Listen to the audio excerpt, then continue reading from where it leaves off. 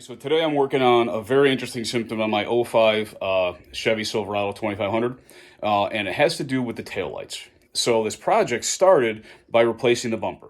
So as happens with these old Chevys, the bumper will get rusted behind, at least in my area, right? So I was rusted right here. I could push right through this. I could push right through this. So simple enough project, right? Unbolt the old bumper, bolt the new bumper on.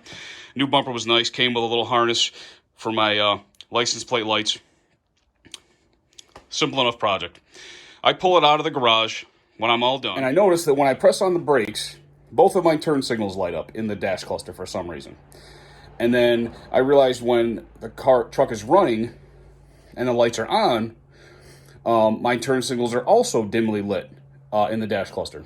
So I back it back into the garage and try and start looking at the wiring, see what I might have missed, what I might have messed up. Did a lot of different troubleshooting steps. I hit a lot of the forums, looked for a lot of different solutions. People are saying over the last several years, because it's an old truck, right? They're talking about a flasher under the dashboard. They're talking about a bad ground on the frame. They're talking about bad grounds elsewhere. They're talking about tampered wiring that's been tampered with. Guys are talking about their LED lights causing problems.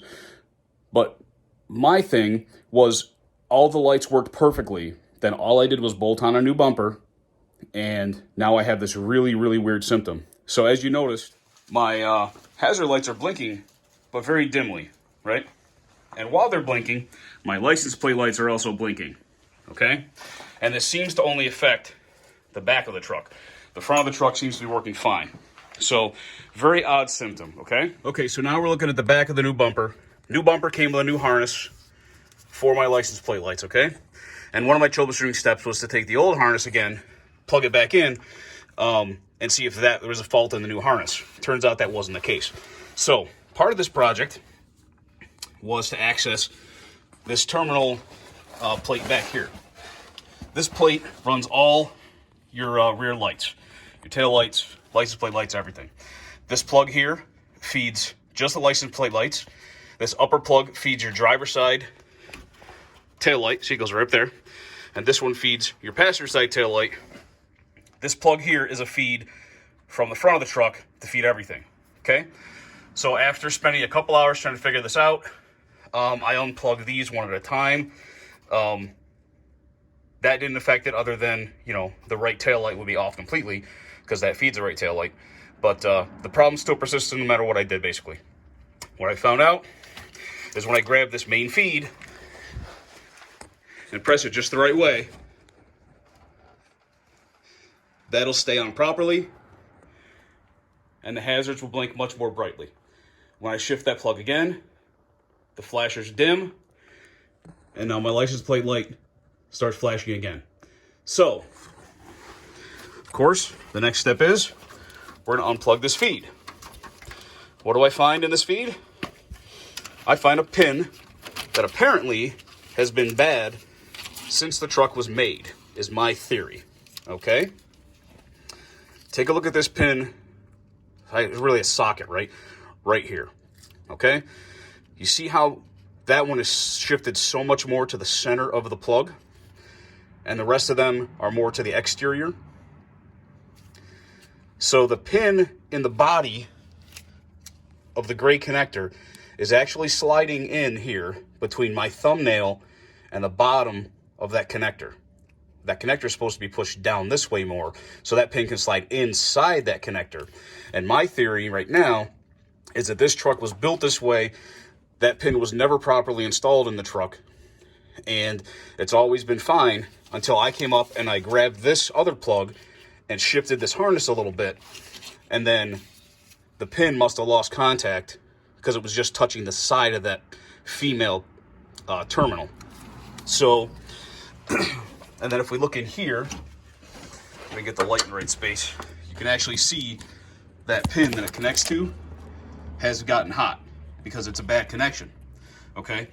So what I'm going to try and do now is I'm going to try and devise a way. I'm not sure exactly how it's going to go yet.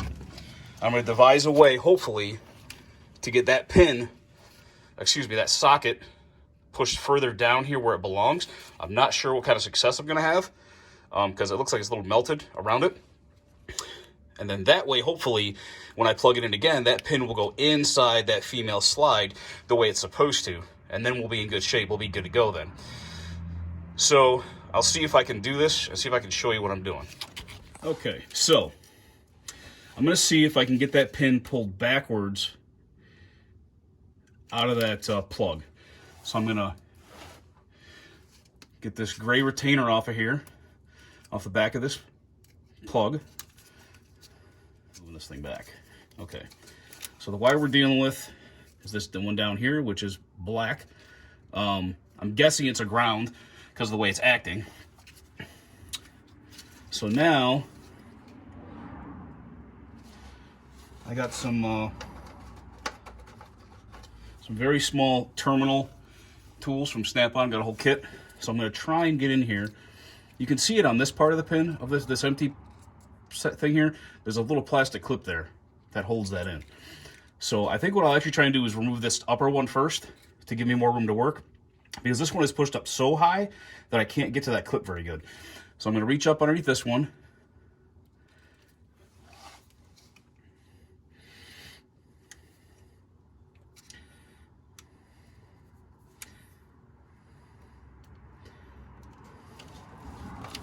I got a tool pushed in there I think has disengaged the clip. I'm trying to use another tool to push that out the back. There we go. So that wire is out of my way now. And now we'll try to push that out the back also. There we go.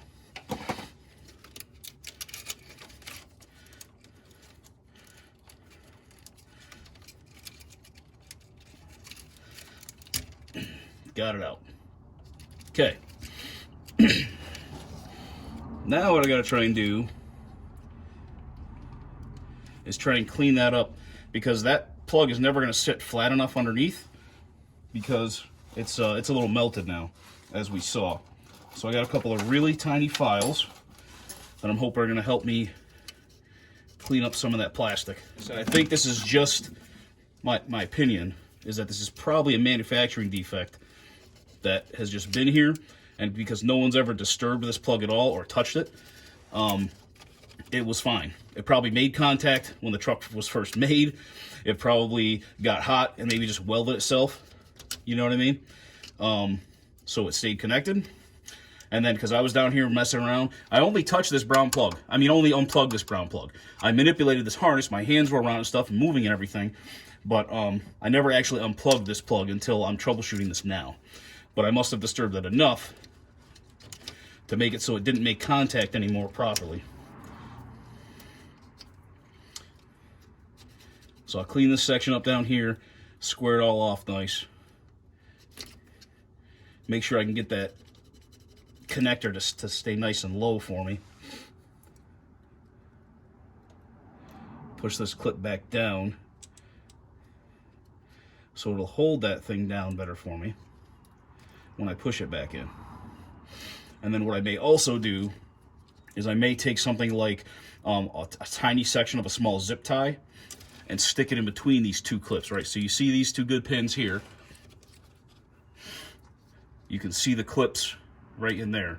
So if I, over here, if I shove a piece of a zip tie right in here and hold those up and down, but I do it here, that'll help keep this pin in place better. So when I plug it back in, it'll make a good connection again. So I'm hoping that I've been able to salvage this plug, because otherwise I'm not sure if I can order this plug separately, or if it's part of a whole harness from GM, or if I have to be at the junkyard, you know, cutting the thing off and then splicing a whole new one in. I'm really hoping to be able to save this thing. So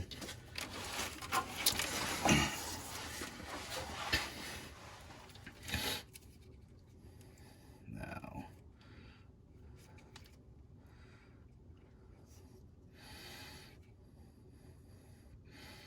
I'll slide this thing back in. Hopefully you'll hear a nice good click. It goes in.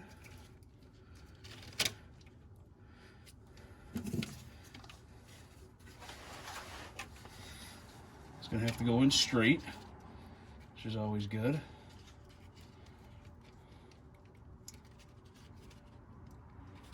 There it goes.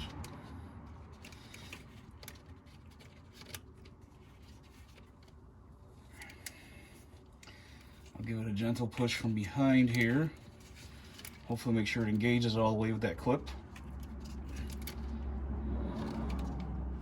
Yeah, it's tight in there now. And so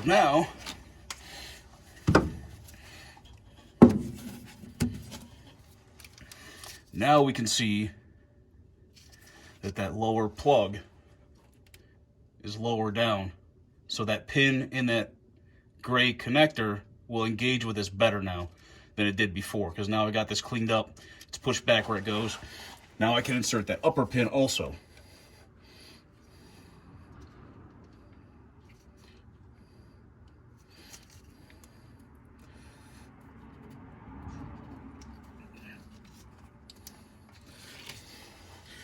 Okay, so now both are back in place.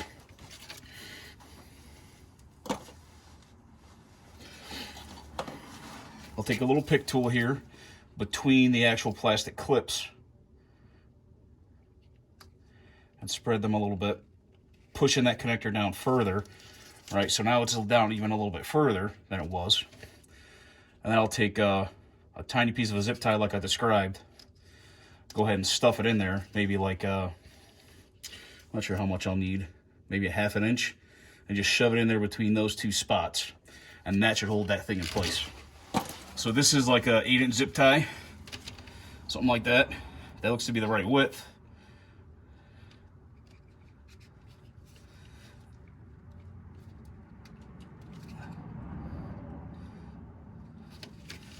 Doesn't really go in too deep. I'll stop. So it goes in about that deep. So I'll cut it a little bit shorter than that, maybe a millimeter shorter than that, because I don't want it to interfere with being plugged in, right? I want to keep it inside that area. Okay, so now that's what it looks like right there. We've got a tiny piece of a zip tie in between those, hold those clips squeezing on those terminals. Now you can see all these other terminals are down nice and low, and so is this ground one we had an issue with. So now I will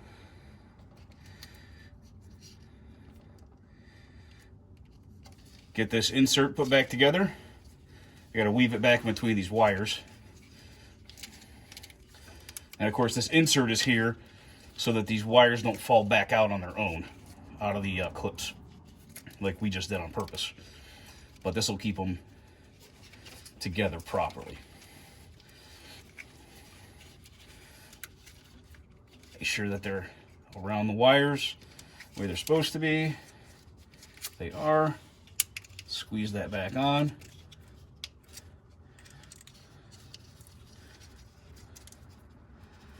Very nice.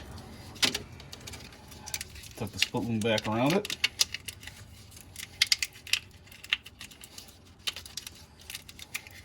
I'll plug this baby back into this module.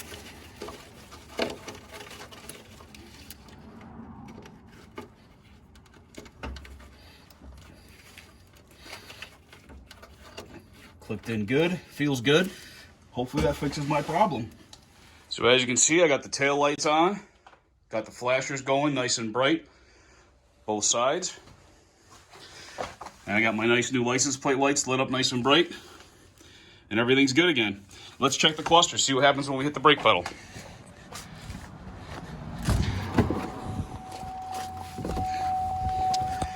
So what I had going on before is I hit the brake pedal, which I just did, those would stay on.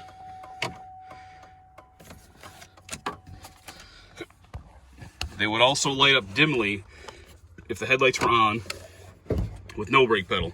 As you see, the turn signals are staying off now. So